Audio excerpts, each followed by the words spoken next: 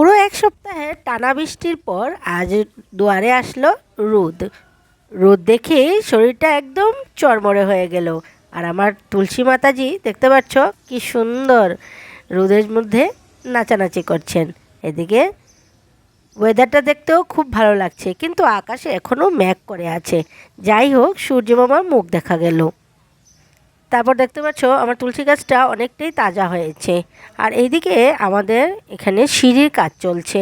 সিঁড়িতে গ্রেনাইট বসানো হচ্ছে। আগে ছিল এমনিতে প্লাস্টার করা, এখন নতুন করে গ্রেনাইট বসানো হচ্ছে। দেখতে পাচ্ছ ঘরের দুয়ারের অবস্থা নেই, শুধু ধুলো আর বালি। তাহলে চলো এবার রান্নাঘরে। আজ কি রান্না করব? ডাঁটা শাক ছিল, তাই একটু রসুন ফোড়ন দিয়ে করব। আর এদিকে মূলো, আলু আর ছোট ছোট ডাঁটাগুলো ছিল, ভাবলাম আজকে এটা দিয়ে ছোট মাছটা করি।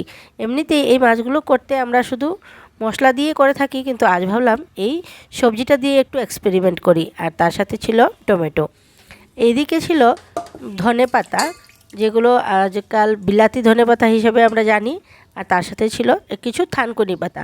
ভাবলাম এগুলো দিয়ে একটা টালা বানাই। এই ধরনের খাবারগুলো খেতে আমার খুব ভালো লাগে।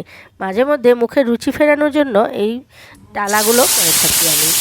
এইদিকে প্রথমে আমি ভাবলাম যে সবজিগুলো একটু সাঁতলে নিই, তা না হলে মূলো, ডাঁটা এগুলো আমি সেদ্ধ করেই তরকারিতে দিয়ে দিই। কিন্তু আজকে যে মাছটা ছিল, মাছটা খুব নরম, মানে এই মাছগুলো রান্না বেশি সময় করা যায় না। তাই ভাবলাম আজ আলু আর মূলোটা সেদ্ধ হতে একটু সময় লাগবে, তাই ভাবলাম একটু সাঁতলে নিই। মাছে হলুদ, নুন, জিরে গুঁড়ো, লঙ্কা গুঁড়ো, ধনে গুঁড়ো সবগুলো মিলিয়ে একসাথে মেখে রেখে দিলাম। আর মাছগুলো ছিল আজকে পুঁটি আর বেলে মাছ।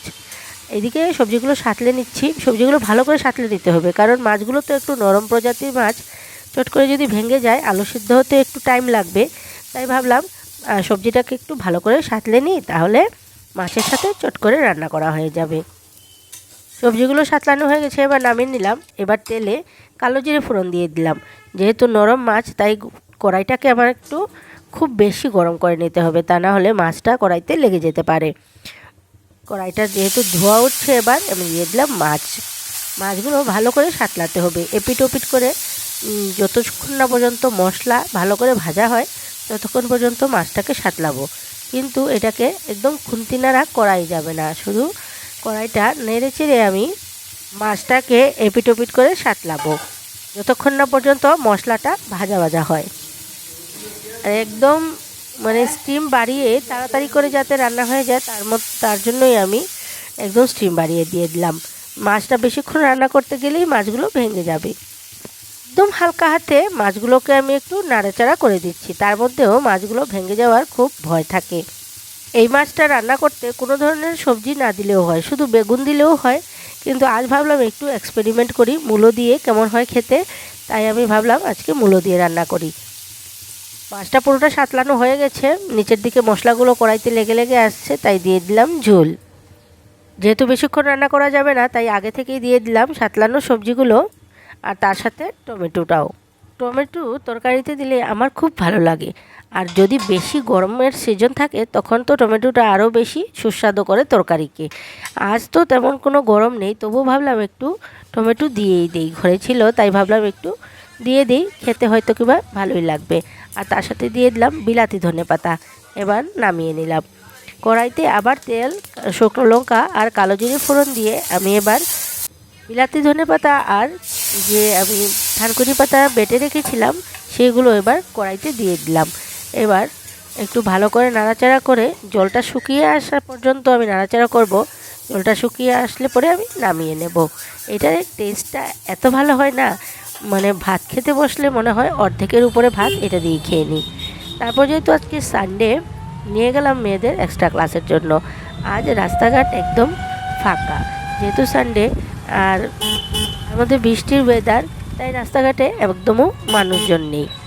তাও একটু রোদ ভাব করায় ভালোই লাগছে আজকে। এমনটা বৃষ্টি বৃষ্টি নেই, কিন্তু মনে হচ্ছে বৃষ্টিটা বিকেলের দিকেই এসে পড়বে। এইদিকে জানি একজন লোকের কি হয়েছে জানি না, মাথায় জল দিচ্ছিল লোকজন, হয়তো কিবা কোনো গাড়িতে ধাক্কা লেগেছে বা মাথা ঘুরিয়ে পড়ে গেছে, এমনটাই কিছু হবে। তাহলে আজকের মতন আর ভিডিওটা এখানেই শেষ করছি। তোমরা সবাই সুস্থ থাকবে, ভালো থাকবে। টাটা, বাই বাই, দেখা হচ্ছে আবার নেক্সট ব্লগে।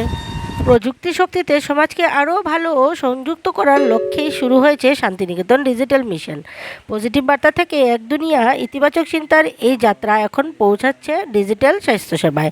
5ই মে 2026 মঙ্গলবার ত্রিপুরা শান্তিনিকেতন মেডিকেল কলেজ এবং হাসপাতাল। সময় হলো সকাল 10টা থেকে বিকেল 4টা। ভিডিওটি ভালো লাগলে বেশি বেশি করে শেয়ার করুন, আর বিস্তারিত কিছু জানতে চাইলে কমেন্ট বক্সে কমেন্ট করুন। ধন্যবাদ।